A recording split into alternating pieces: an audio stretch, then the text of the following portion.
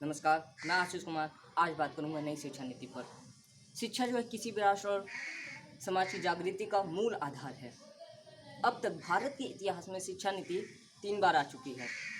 पहली बार 1968 में, दूसरी बार 1986 में और तीसरी बार अब 2020 में।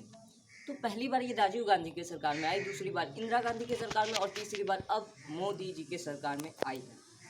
एक बात और कि 1986 में ये लागू तो हुई, लेकिन 1992 में इसमें कुछ बदलाव भी किए गए और अब जो नई शिक्षा नीति लागू हुई है वो 34 साल बाद लागू हुई है। मानव संसाधन विकास मंत्रालय का नाम बदलकर नई शिक्षा नीति के अनुसार शिक्षा मंत्रालय कर दिया गया है और अब शिक्षा मंत्रालय के जो मंत्री हैं रमेश पोखरियाल निशंक हैं।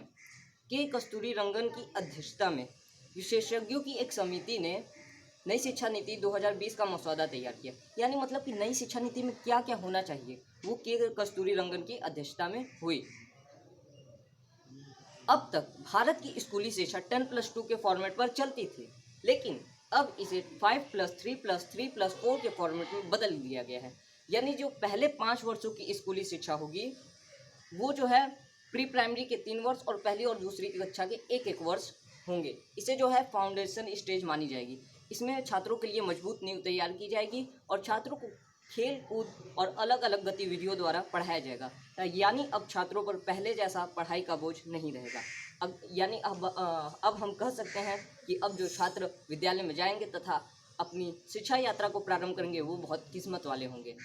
इसके बाद जो सेकेंड स्टेप है उसमें तीसरी कक्षा से 5वीं कक्षा तक के छात्र रहेंगे। इसमें छात्रों को भविष्य के लिए तैयार किया जाएगा।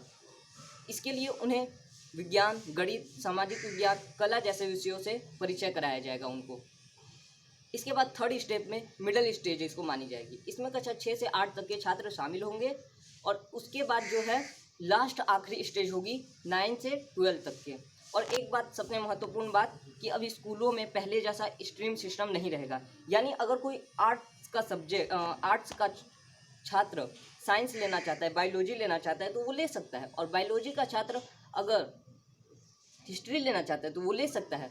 अब ये सिस्टम नहीं रहेगा कि बायोलॉजी का छात्र है तो आर्ट्स नहीं ले सकता, हिस्ट्री नहीं ले सकता। ये सब अब खत्म हो गया। और दूसरी महत्वपूर्ण बात कि अब कक्षा 5 तक जो है छात्र जो है स्थानीय भाषा, राष्ट्रीय भाषा में और मातृभाषा में अध्ययन कर सकता है। यानी अब अंग्रेजीकरण का दौर समाप्त हो गया।